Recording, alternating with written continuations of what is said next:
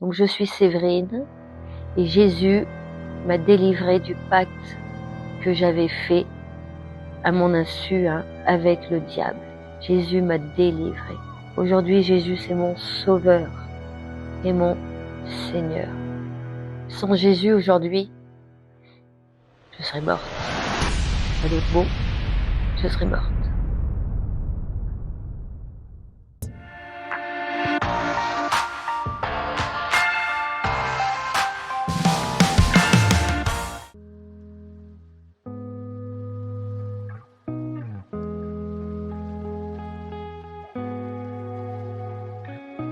Donc bonjour, je m'appelle Séverine, j'ai 49 ans, mariée, 3 enfants. Et donc aujourd'hui, je suis là pour témoigner de l'existence de Satan, du pacte que j'avais fait malgré moi avec le diable et la délivrance que j'ai subie grâce à notre Seigneur Jésus. Je suis née dans une famille athée. Chez moi, nous n'allions jamais à la messe. Je n'allais pas au caté. Je suis baptisée, mais ça s'est juste arrêté là. Et donc je ne savais pas faire mon signe de croix, ni la prière. Voilà, chez nous, on parlait jamais de religion, ni du Seigneur, et encore moins de Satan. J'avais juste mon oncle et ma tante qui sont chrétiens et catholiques. Donc il m'est arrivé 2-3 fois d'aller à la messe avec eux quand j'étais chez eux le week-end. Mais sinon, voilà, je ne connaissais rien à tout ça. Par rapport à Jésus, j'ai toujours un petit peu cru qu'il y avait comme une espèce de force dans l'univers qui pouvait nous aider. J'ai toujours cru aux esprits. J'en ai même appelé dans ma jeunesse. Voilà, tout ce qui est le paranormal m'a toujours intriguée. Ma mère avait beaucoup peur du diable. Quand on a commencé à des fois en parler quand on était au collège, un jour j'avais dû lui parler que je voulais jouer aux esprits avec mes copines, et ma mère, elle m'a toujours dit surtout ne fais pas ça dans la maison, c'est hors de question, c'est dangereux, je veux pas en entendre parler. Et ma mère m'avait toujours mis en garde avec ça. Mais bon, on est jeunes, c'était, on va dire, un petit peu la mode au collège de jouer avec des verres pour faire venir des esprits. Donc en fait, j'ai pas écouté ma mère et j'ai commencé à faire des esprits avec une copine quand j'étais en 4e. Donc vers 14-15 ans, j'ai commencé mes premières séances de spiritisme avec un verre. C'est vers l'âge de 14 ans où j'ai été curieuse sur les fantômes, sur les esprits, sur tout ça, quoi. À l'époque, j'avais encore perdu personne, donc je pouvais pas trop, entre guillemets, jouer avec le verre. Mais un jour, quand j'ai perdu ma grand-mère, il me semble que c'est là que j'ai commencé à vouloir me mettre en communication avec elle et commencer à appeler les esprits avec un verre. C'est une copine à moi qui a commencé à me parler justement des esprits et de jouer avec un verre. C'était ma meilleure amie à l'époque. Elle m'avait dit tiens, on pourrait essayer, ça peut être marrant. Donc on avait décidé un mercredi après-midi de faire ça dans ma chambre. C'était en 3e parce qu'on voulait savoir si on allait avoir le brevet, ça me fait penser. Donc on avait commencé à jouer avec le oui, non, et le verre, on posait des questions, puis le verre il se déplaçait sur des lettres, et puis il allait vers le oui, le non. Mais c'est ma copine justement qui m'avait influencé là-dessus pour m'en parler, quoi. Alors j'ai perdu mon beau-frère quand j'avais 25 ans, et donc c'est ce qui m'a poussée encore à vouloir communiquer avec lui par le biais des esprits. Donc à l'époque, j'étais allée voir une voyante pour autre chose, et puis elle m'avait fait sous-entendre qu'on pouvait communiquer avec une bougie. Donc j'ai commencé à communiquer avec mon beau-frère par le biais d'une bougie. Et puis de fil en aiguille, je communiquais avec lui avec un tuyau de machine à laver. Ça veut dire que quand je lui posais des questions, le tuyau, pour dire oui, il bougeait, et pour dire non, il restait stable. Mais dès que quelqu'un venait dans la pièce pour que je lui montre le tuyau, il voulait plus communiquer avec moi. Donc vers l'âge de 25 ans, pendant plus d'1 an, il me semble, pour faire mon deuil, j'ai communiqué avec les esprits chez moi par le biais d'une bougie et par le biais du tuyau. Plus de verre parce que j'avais eu une mauvaise expérience à l'internat, au lycée, où on avait fait des séances de spiritisme avec des copines dans la chambre d'internat et ça s'était, on va dire, mal passé. J'avais eu un petit peu peur quand on avait fait le verre, donc j'avais décidé de plus faire le verre. En fait, il y avait pareil l'alphabet, il y avait le oui et le non, et moi je m'étais mise devant le non. J'étais venue au milieu de séance et la fille qui menait l'expérience, on va dire, m'avait dit attends, tu t'assis pas à la table comme ça, il faut demander l'autorisation de l'esprit si tu peux t'asseoir. Donc quand elle a demandé l'autorisation, le verre tout doucement il est venu, puis il a fait non, et puis il s'est remis au centre. Et moi j'ai insisté, j'ai dit attends, moi j'ai envie de jouer avec vous, voilà, donc j'insiste. Et donc le verre, elle lui repose la question, et là il arrive plus vite vers moi. Il se remet au centre et au bout de la 3e fois, le verre, il était à 2 doigts de tomber sur moi en fait. Il s'est arrêté à ça. Il y avait la moitié du verre dans le vide et la moitié sur la table.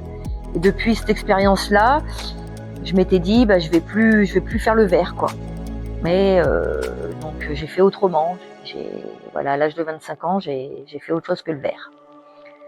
Alors en 2018, j'ai voulu arrêter mon travail parce que ça faisait déjà 2 fois que je subissais de l'harcèlement moral. Donc je savais pas trop dans quel domaine je voulais travailler, mais je voulais aider mon prochain. Je me rappelle que ma mère m'avait acheté un livre à Noël. Je me rappelle plus du titre. Mais le livre, j'ai commencé à ouvrir le résumé du livre. Et là, c'était 3 personnes qui étaient en reconversion. Et il y a une des personnes qui s'était reconvertie en hypnothérapeute. Et là, je m'en rappellerai, c'est comme dans un dessin animé. Quand j'ai lu hypnothérapeute, j'ai comme une lumière jaune qui s'est allumée comme ça, là, dans l'espace, là, et qui a clignoté en disant voilà, il faut que tu sois hypnothérapeute. Donc j'ai fermé mon livre et je me suis dit voilà, j'ai trouvé ma vocation, je vais faire une formation d'hypnothérapeute. Et donc moi je voulais que ma formation soit payée par Pôle emploi, chose très très rare puisque Pôle emploi estime que ce n'est pas un travail. Et je me suis fait aider par une connaissance qui faisait du magnétisme. Cette personne m'avait aidé à faire un courrier pour Pôle emploi, pour que Pôle emploi puisse me payer ma formation, parce que c'était la condition, parce que la formation coûtait, c'était plus 3 000 €, quelque chose comme ça. Et donc cette personne m'a fait mon courrier et j'ai pu avoir les aides de Pôle emploi. J'étais la seule de mon groupe à avoir pu me faire financer cette formation. Donc j'ai fait la formation sur Lyon en juillet 2018. Cette formation, pour moi, c'est pas bien passé. Alors en fait, pour apprendre à hypnotiser des gens, on nous hypnotise. Donc en fait, pour s'entraîner entre camarades, on s'hypnotise donc toute la journée, on rentre en transe, ce qu'on appelle en transe. Donc on ferme nos yeux et on part. On n'est pas là en fait. Notre inconscient est là, mais notre conscient n'est pas là. Et la personne vient nous parler, nous dire des choses pour nous guérir d'un mal-être, on va dire. Et donc j'ai fait beaucoup d'hypnose et à un moment, plusieurs fois, je n'arrivais pas à revenir. Je partais. Donc ma première expérience, je devais revenir au bout de 2 minutes et en fait, je pleurais par terre et j'hurlais en disant laisse-moi, je veux rester où je suis. Je ne voulais plus ressortir de mon hypnose. Et c'est mon prof qui est venu et qui a mis du temps, parce qu'il a vu que j'étais quand même bien prise dans ma transe, qui a réussi de me sortir de ma transe. Et puis tous les 2-3 jours, quand on faisait des exercices, c'était de pire en pire. Je partais en transe profonde et ma dernière expérience, c'était sur la phobie. Bizarrement, j'avais la phobie des serpents. serpent. Et donc ce jour-là, on a fait donc un exercice et je suis partie en transe. Et là, j'ai vu des gros cobras, des serpents qui ouvraient là comme des grosses oreilles. Enfin, c'était un truc horrible. Et je tombais à chaque fois, comme si je tombais dans un étage à chaque fois, et je partais dans un monde tout bizarre. C'était assez bizarre cette expérience. Et voilà, et puis après le prof, pareil, je ne pouvais plus sortir, et le prof a réussi à me faire sortir de ma transe. Et je me demande si c'est pas comme ça que que les esprits sont venus en moi. Je pense que c'est déjà en faisant du spiritisme, en appelant les esprits, et c'est en faisant de l'hypnose, parce qu'il faut savoir que quand on fait de l'hypnose, on n'est pas conscient, et Satan il vient dans notre corps quand on est forcément inconscient. Donc je suppose qu'il y avait déjà un démon qui a commencé à rentrer en moi à cette période-là. Quand j'ai fait ma formation, j'étais alors pas en dépression, mais j'étais pas bien puisque j'avais subi encore un harcèlement moral. Ça allait pas super fort dans mon couple, et même ma famille me disait que j'étais en pleine dépression. Mais quand on fait une dépression, malheureusement on s'en rend pas compte. Donc peut-être que j'étais en dépression à ce moment-là.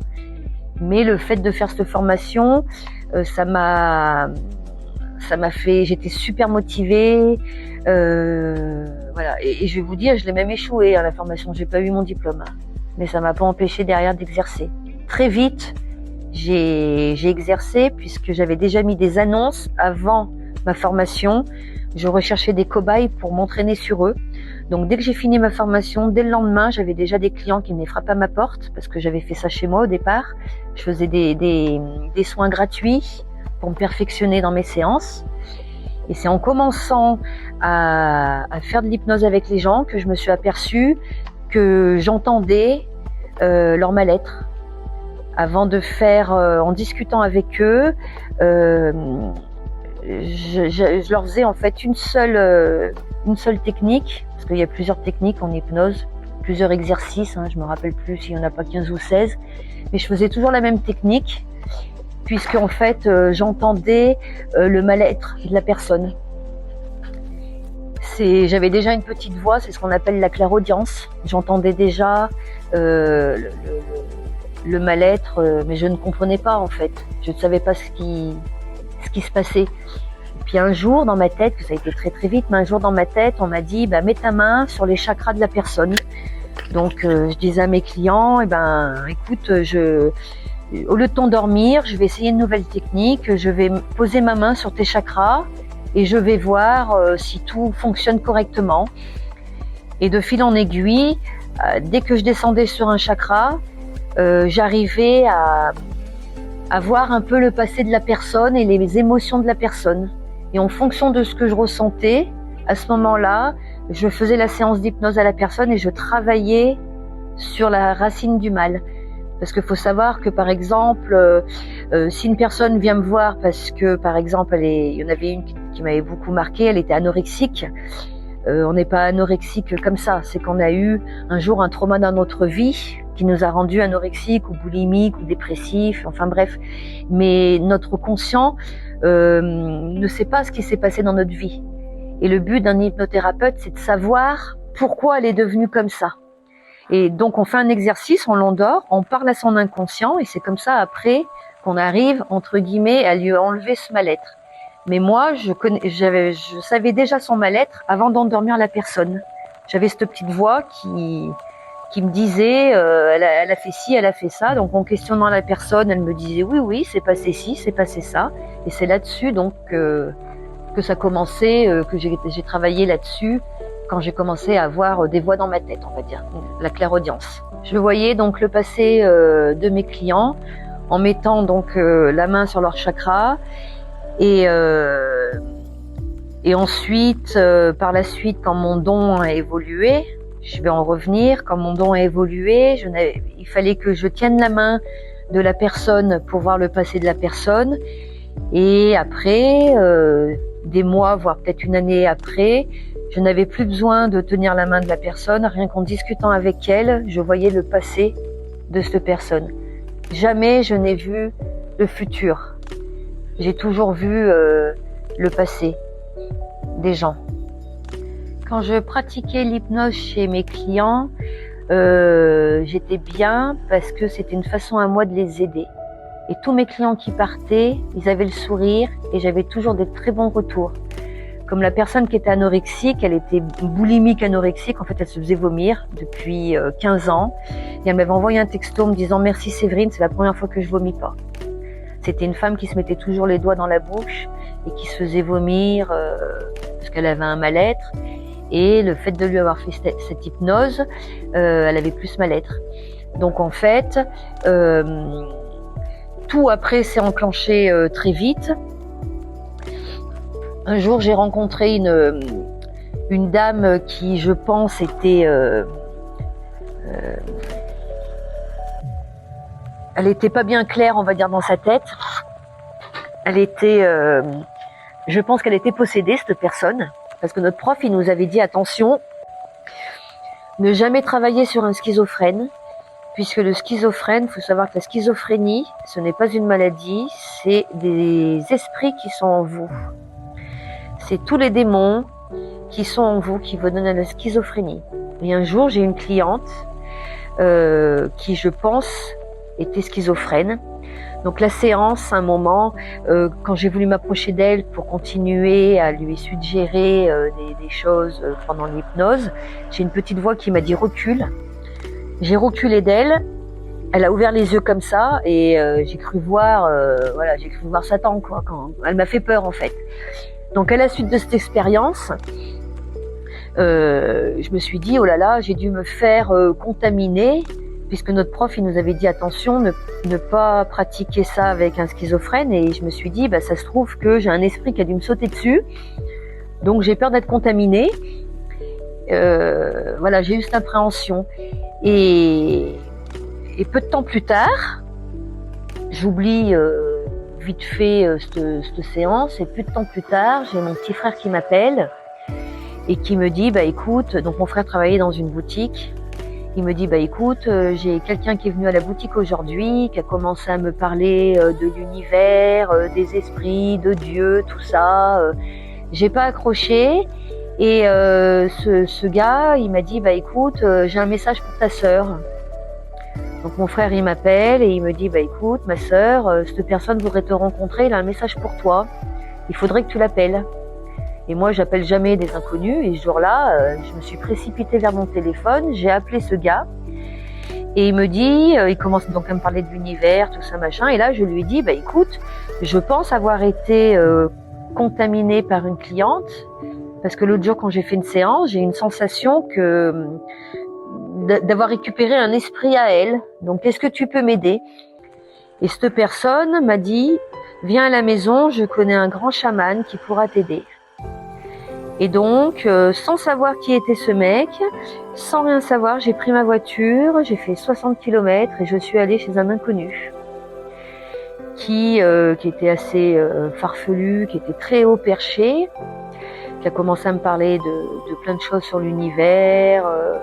Et chez lui, il y avait plein de livres d'ésotérisme. Et il prend un livre, il me dit, bah tiens, ça c'est l'histoire d'une chamane, je te donne ce livre, parce que dedans tu te reconnaîtras.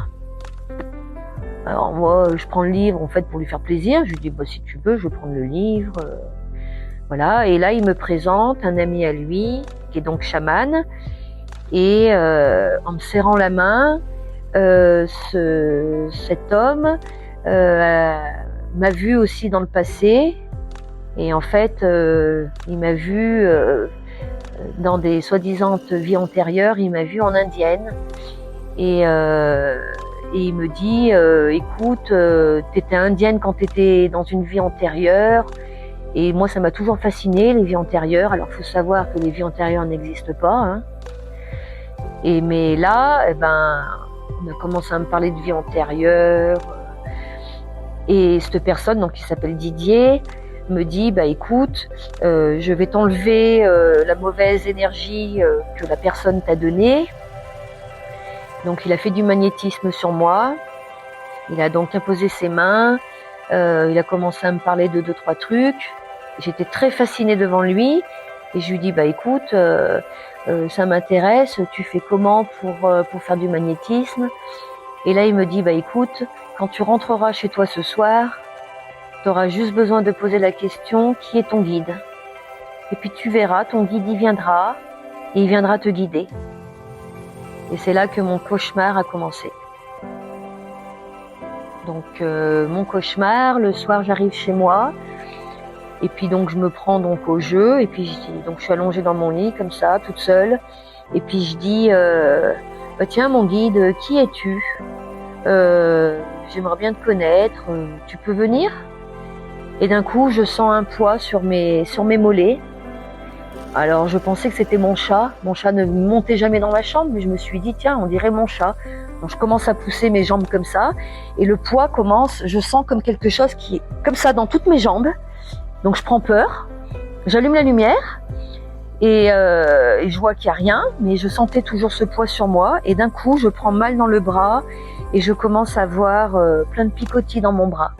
Toute la nuit j'ai eu des picotis, donc je suis gauchère et donc ça commençait par là, par le poignet. Dans la nuit, ça montait et toute la journée du lendemain, j'avais le bras très très lourd et j'étais pleine de picotis dans le bras. Et chose que je ne savais pas, c'était du magnétisme qui venait d'apparaître dans mon corps. Comme Didier m'avait dit, demande à ton guide, bah, j'ai demandé et hop, en une fraction de seconde, j'ai eu du magnétisme. Ce jour-là, je partais en vacances en Espagne et j'avais le bras très lourd, j'avais mal, très très mal au bras. Alors déjà sur la route, je suis une grande stressée sur la route. Et sur la route, j'ai parlé à mon guide et je lui dis bah tiens mon guide, j'ai peur de la route, fais en sorte que la route se passe bien. Ben, je vous promets la route, et ben les gens ils nous laissaient passer sur la file de gauche. Quand on arrivait en voiture, tout le monde se poussait, tout le monde nous laissait passer. On roulait à vive allure, il n'y avait pas d'embouteillage, rien. Tout ce que je lui demandais, en fait, il exauçait, on va dire, ce que je lui disais, quoi. Et j'arrive en vacances, donc j'avais le bras très très lourd, et j'avais à l'époque ma petite cousine qui était là, qui avait mal au dos. Et puis je lui dis bah écoute, si tu veux, j'avais une petite voix qui me dit bah va vers ta cousine et mets ta main au-dessus de sa tête et ton bras va s'alléger. Donc j'arrive vers ma petite cousine et je mets ma main au-dessus de sa tête. Et plus je mettais ma main, et plus mon bras commençait à être de plus en plus léger. Comme si je vidais mon magnétisme sur la petite, quoi. C'est comme ça que je l'ai ressenti, quoi. Et plus je vidais mon magnétisme, et plus je voyais où c'est qu'elle avait mal au dos. Chose que je ne savais pas, elle avait une scoliose. Et on me l'a dit dans ma tête. Donc j'ai commencé à mettre ma main sur son dos, puis j'ai commencé à faire comme du magnétisme sur son dos, quoi, sans savoir réellement ce que je faisais. C'était plus fort que moi, en fait. C'est comme si je ne contrôlais plus mon corps, je ne contrôlais plus mes pensées et je ne contrôlais plus mes faits et gestes. C'était une voix qui parlait et même si je voulais pas me lever de ma chaise ou rien faire, bah, mon bras, il allait comme ça vers les gens. À un moment, j'étais dans un restaurant et une petite voix me dit va voir la dame, là-bas elle est malade. Va voir la dame, va voir la dame, va voir la dame. Et cette voix, elle continuait. Et la dame, elle était loin. Et j'arrivais à entendre la conversation de la dame. Comme dans un film, il y avait un gros brouhaha dehors. Et c'est comme si j'entendais la dame parler, en fait. Et d'un coup, je me suis levée. Bon, je parle pas l'espagnol, hein, enfin très, très peu. Je me suis levée, je suis allée vers la dame et j'ai pris mon téléphone pour faire Google Traduction, là, pour lui demander si cette dame elle était pas malade. Elle me dit non, vous êtes folle, je suis pas malade. Je lui dis si, vous avez le cancer du sein, mais vous le savez pas. Et j'ai voulu mettre ma main sur elle. Elle m'a arrêté ma main et elle m'a dit vous êtes folle. Et elle a pas voulu que je la touche, en fait. Mais voilà, c'était incontrôlable, en fait. Devant tout le monde, je me suis levée comme ça, comme une folle, hein, et je suis allée vers cette dame. Donc voilà ma première, on va dire ma première grosse expérience de mon magnétisme. Alors au départ, faire du magnétisme pour moi, c'était de la guérison, parce que j'avais également consulté des magnétiseurs quand j'étais, on va dire, plus jeune pour mes enfants. Moi-même, j'étais allée voir des magnétiseurs. Si j'étais retournée, c'est que ça avait dû me faire du bien. Donc moi, je m'étais dit, du magnétisme, ça guérit. Mais maintenant, avec du recul, je peux vous confirmer que le magnétisme ne guérit pas. Le magnétisme endort le mal. Le magnétisme va vous endormir et vous allez reprendre des douleurs peut-être d'ici 1 an ou 1 an et demi. Et là, vous allez retourner chez le magnétiseur en disant bah voilà, j'étais bien pendant 1 an, ça m'a fait du bien. Bon, aujourd'hui, j'ai trop forcé, ou aujourd'hui, j'ai eu encore un truc dans ma vie qui fait que j'ai besoin de vous. Et c'est là que on refait une séance.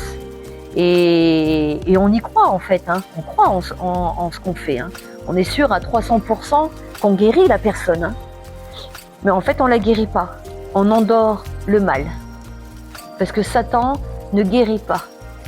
Donc en fait, c'est Satan qui vous donne un don. Il vous fait croire que vous avez le don du Seigneur pour guérir. Il vous fait croire que vous travaillez avec le don du Seigneur et que vous pouvez guérir les gens. Donc en fait, il vous parle dans votre tête, il vous dit que vous êtes la meilleure, machin. Il vous guide comment faut pratiquer et voilà, vous êtes sûr que vous guérissez, mais en fait vous ne guérissez pas les gens. Et selon vous, dans quel but est-il? Alors je pense que Satan déjà s'attaque, il commence par s'attaquer aux personnes non croyantes. Parce qu'une personne croyante qui pratique, sait très bien qu'il ne faut pas aller vers toutes les personnes qui font de l'occultisme. Donc le magnétisme, le médium, le cartomancier, le chaman, tout ça, ce sont les sciences occultes. Toutes ces personnes-là ont les dons du diable. Et elles croient, elles aussi, qu'elles guérissent et qu'elles aident les personnes. Mais non, en fait, Satan, il fait ça, il se sert de nous, il nous possède, en fait, mais on s'en rend pas compte, hein. On est sa marionnette, pour prendre déjà notre âme, pour travailler pour lui, et pour aller chercher les âmes des gens sur qui on travaille. Ces personnes-là, c'est pour les éloigner du Seigneur, pour pas écouter la parole du Seigneur. Et si on n'écoute pas la parole du Seigneur et qu'on ne va pas vers le Seigneur, on va où? On va pas au paradis. On va où? On va en enfer. Donc on va où? On va chez Satan. Et Satan, lui, son but, c'est de capturer toutes ces âmes par le biais de la médecine occultisme et holistique.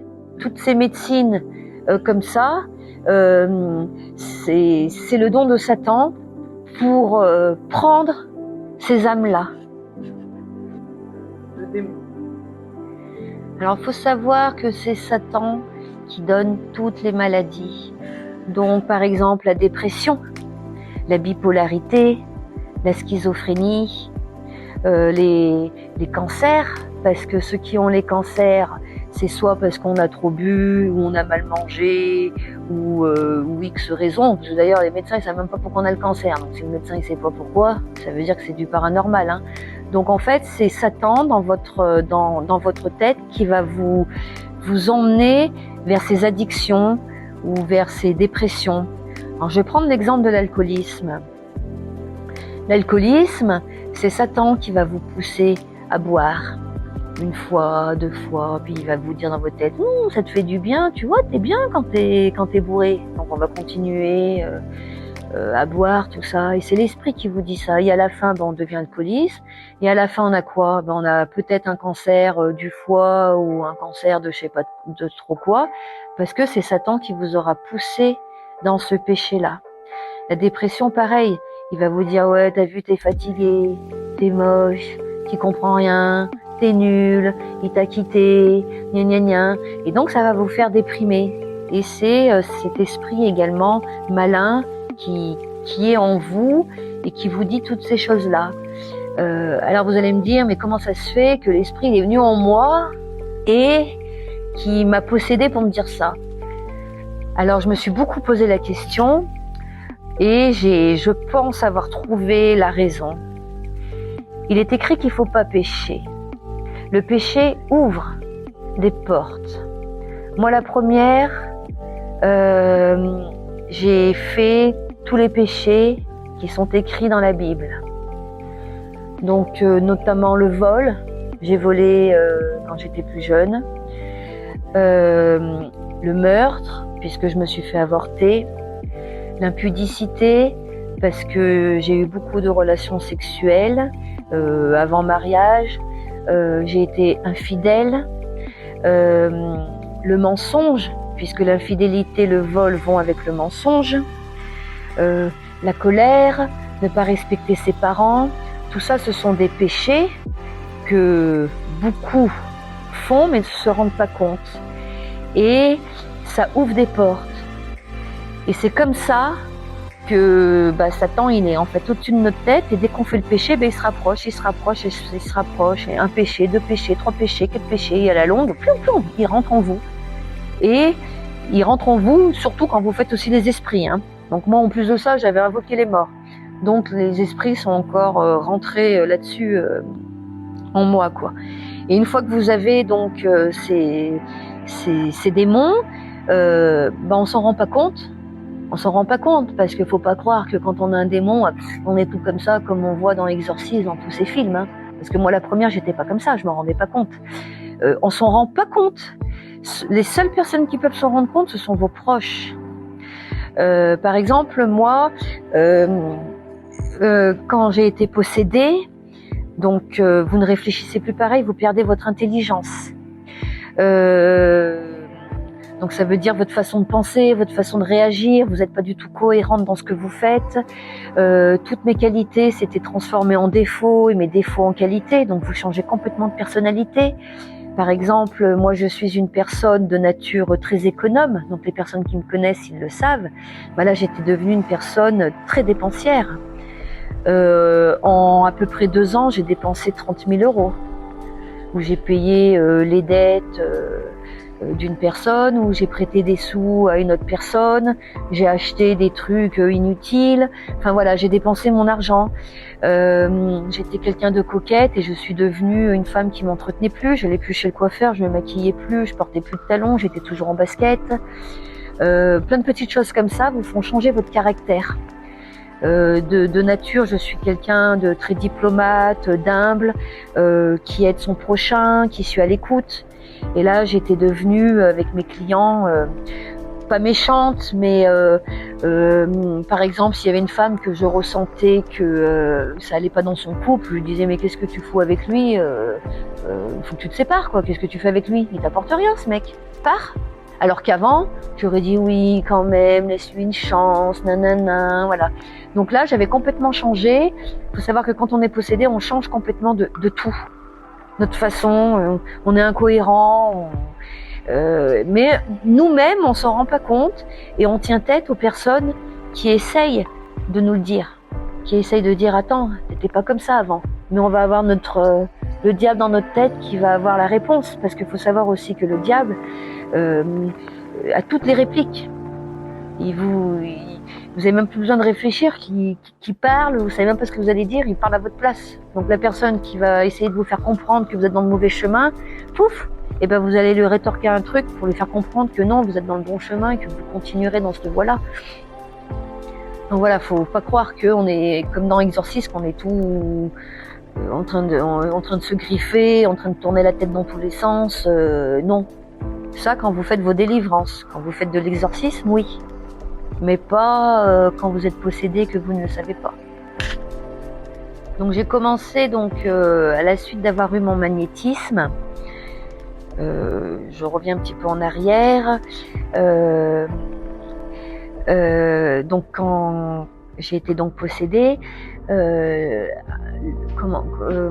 jour, une petite voix m'a dit « Tu ne peux plus rentrer chez toi ». Donc un jour, j'ai voulu rentrer chez moi, je suis restée, parce qu'il faut savoir aussi que Satan contrôle, quand je dis vos faits et gestes, il contrôle vos jambes. Il contrôle tout. Je suis restée immobilisée devant ma maison, la tête qui tournait comme ça, là, comme ça. J'ai jamais compris pourquoi, j'étais comme ça quand j'étais en transe. Et je ne pouvais pas ouvrir ma maison. Il a fallu que je fuis. J'ai quitté ma maison, ma famille, mes enfants, ma région, mes amis. Je me suis retrouvée à 70 km de chez moi, dans un petit village de rien du tout, isolée à la campagne. Et là, mon don a commencé à évoluer. Plus je demandais, et plus j'avais. La seule chose que j'ai demandé, c'était de voir le futur, et je ne l'ai jamais vu. Parce qu'il faut savoir que Satan ne voit pas le futur. Donc j'ai eu mon magnétisme. Ensuite, j'ai eu les dons de médium. Donc je parle avec les morts. Les morts, ils étaient dans ma tête, je pouvais les décrire. Je pouvais transmettre les messages aux gens, même s'ils venaient pas me voir pour ça, parce que le but, ils venaient pas me voir pour ça, mais je trouvais toujours un esprit en eux qui venait me parler. Je pouvais couper le feu, je purifiais les habitations, je parlais avec les animaux, je parlais toutes les langues, et même les langues des animaux. Il m'est arrivé de parler en oiseau, de parler en chien, et j'ai parlé toutes les langues, j'ai parlé l'arabe, je parlais l'indien, beaucoup l'indien. J'ai parlé le chinois. Quand j'avais une cliente chinoise, je lui parlais en chinois et elle comprenait ce que je lui disais. Voilà. Donc mes dons, ils ont commencé à évoluer, mais très très vite. J'étais devenue très populaire, donc j'avais même plus besoin de faire de pub. Généralement, ça me fatiguait énormément, donc je faisais que 2 soins par jour et je gagnais très bien ma vie. Après, je faisais également des soins par téléphone parce que on nous fait croire qu'on peut aussi guérir à distance. Donc les gens me téléphonaient et je faisais du magnétisme à travers le téléphone. Jusqu'au jour, donc quand j'ai fui avec l'homme qu'on m'avait présenté, le fameux chaman qui s'appelle Didier. Donc il faut savoir que Didier était plus ou moins SDF. Il avait 15 ans de plus que moi. Donc à l'époque, il avait 59 ans. Voilà, j'avais 15 ans de moins que lui. J'ai tout quitté pour aller vivre avec un homme qui n'avait rien, pas un sou, pas une maison. On a vécu à l'hôtel pendant 15 jours. Donc aujourd'hui, je me dis, mais qui aujourd'hui, une personne sensée peut quitter sa famille et ses enfants, quitter sa maison pour se retrouver dans un hôtel et dans un camion sans rien avoir? On est insensé. Mais ça, je m'en rendais pas compte. J'ai fait une demande d'appartement de secours à la mairie et en 15 jours, j'ai eu un appartement de secours. Ensuite, Didier a récupéré sa maison qu'il avait laissée, à son ex-femme. Et dans cette maison, j'ai continué à faire mes consultations et j'ai monté mon cabinet. Vu que j'avais beaucoup de monde, j'ai donc monté mon cabinet. Et un jour, donc je travaillais beaucoup avec Didier. Didier, c'était devenu mon mentor. C'était lui qui me disait un petit peu comment faire. Et quand des fois je faisais donc des délivrances aux gens. Ça veut dire que quand les gens ils étaient possédés, ils venaient me voir. Je pensais que ça c'est toujours pareil, on pense, que j'enlevais les mauvais esprits des gens, mais en fait je les enlevais pas. Ils s'endormaient, ils faisaient style qu'ils étaient plus dans le corps, ils étaient encore là. Donc quand j'avais des gros soins comme ça, Didier m'aidait. Et un jour, Didier, en 2019, il a décidé de plus travailler avec moi. Il m'a dit, écoute, maintenant, je veux travailler dans mes champs, parce qu'il était agriculteur. Il m'a dit, maintenant, t'es assez forte comme ça, t'as plus besoin de moi. Donc, je ne veux plus travailler avec toi. Et 6 mois plus tard, il est tombé malade, gravement malade. Il a eu le cancer du pancréas. Et là, j'ai fait la connaissance d'une amie évangéliste qui est venue un jour à la maison pour emmener une copine à elle chez moi. On a sympathisé avec cette fille et elle a commencé à me parler de Jésus en me disant, tu sais, les dons que tu as, c'est pas les dons du Seigneur. Je lui dis, bah si, parce que je fais ci, je fais ça, je guéris, je vois le passé, je fais du magnétisme, je désinfecte les maisons, je parle avec les animaux. Bien sûr que si, c'est le don du Seigneur. Et ma copine, elle me dit non, c'est pas le don du Seigneur. Et Didier, il est tombé malade parce que il veut plus travailler avec Satan. Donc aujourd'hui, il faudrait que tu te rapproches d'un pasteur pour que tu puisses délivrer Didier et pour qu'il t'explique réellement tes dons. Parce que moi, je ne voulais pas du tout entendre ce qu'elle me disait. Elle a mis 1 an et demi pour me faire comprendre que je travaillais pas avec le Seigneur, mais que je travaillais avec le diable. Et ce qui m'a ouvert les yeux, c'est que quand j'ai pris rendez-vous avec un pasteur, d'abord j'ai envoyé 3 mails à 3 églises différentes, il n'y en a qu'un qui m'a répondu. Et dans le mail, j'avais dit que mon ami était malade, sans préciser. C'était à l'époque du Covid, donc j'avais pas précisé la maladie. Et j'avais demandé au pasteur de se déplacer à la maison, parce qu'on pouvait pas se déplacer, il avait un masque, tout ça. Et le pasteur au téléphone, il me dit « Ah, mais Didier est malade ? Vous savez qu'il est gravement malade ?» Et là, au pasteur, je lui dis « Mais Didier, je vous ai jamais donné son prénom ?» Et là, je l'imagine sourire, et le pasteur, il me dit « Oui, mais c'est le Seigneur qui me l'a dit, j'ai prié pour vous. Est-ce que vous savez que Didier a un cancer? Est-ce que vous savez que c'est très grave ?» Mais moi, je voulais pas l'entendre. Alors, je lui dis « Oui, mais on arrivera à le guérir. Parce que j'ai les dons du Seigneur, donc je vais le guérir. » Et c'est le pasteur qui m'a fait entendre que je n'avais pas les dons du Seigneur, et tout ce que je faisais sur Didier, en fait, j'alourdissais, je pense, sa maladie, et je l'éloignais du Seigneur. Hein. Et c'est comme ça, en fait, quand le pasteur m'a expliqué que Satan imitait, je peux vous dire qu'il imite très très bien le Seigneur. Il l'imite dans sa parole, en disant des choses, il les détourne, mais si on n'a jamais lu la Bible, on ne le voit pas. Il l'imite en faisant croire à la guérison. Par contre, il guérit des fois. Il faut savoir aussi que Satan, quand même, des fois, il dit la vérité.